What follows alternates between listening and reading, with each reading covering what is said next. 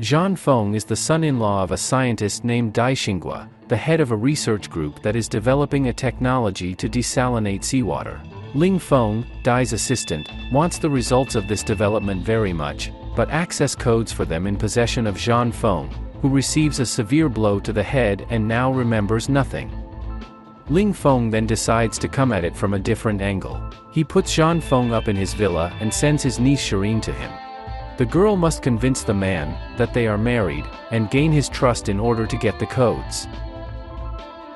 One obvious marker of troubled movies is the large number of alternate titles.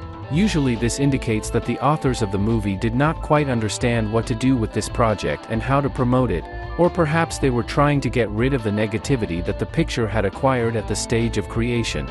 But in any case, changing the title is a measure that is resorted to only in exceptional situations and not from a good life. The Lost Man has 3 variants of the Chinese title and 2 official English language titles.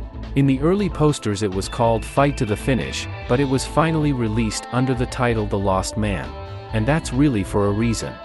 The film was shot back in 2019 and cost 30 million yuan to make, which is quite a lot by the standards of online cinema, but the thing is it was originally made with the aim of a theatrical release in 2020.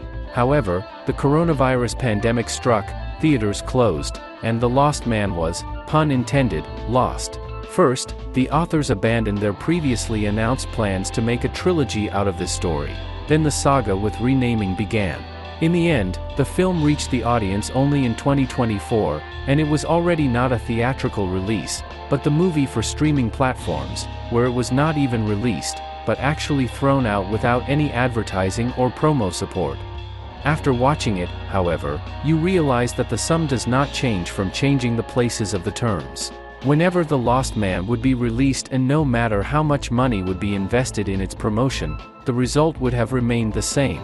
Simply because it is an extremely passable either action movie, or thriller, or even a melodrama, the authors of which did not find the optimal balance between the genres and thought out the intrigue not very successfully. Who is who here is obvious almost immediately, and because of that, in turn, you begin to notice the illogicalities and far-fetchedness of the villain's plan. For example, the authors do not take into account that the story takes place in the era of the internet, and the first thing a person with amnesia would do is to go to search engines to read about his past. The Lost Man is not particularly satisfying as an action movie too. Yan Jie in the title role is not so famous in the West, but still an experienced actor with impressive training in martial arts, and in the scenes of hand-to-hand fights he looks very confident, but they are filmed and staged simplistically. And the main disappointment is the final fight, where Hong Kong action legend Collin Chou finally gets up from the couch, and sits back on it after 3 minutes, without giving Zhan Feng any serious resistance. When you cast such an actor to play the villain and don't know what to do with him, it's bound to be disappointing.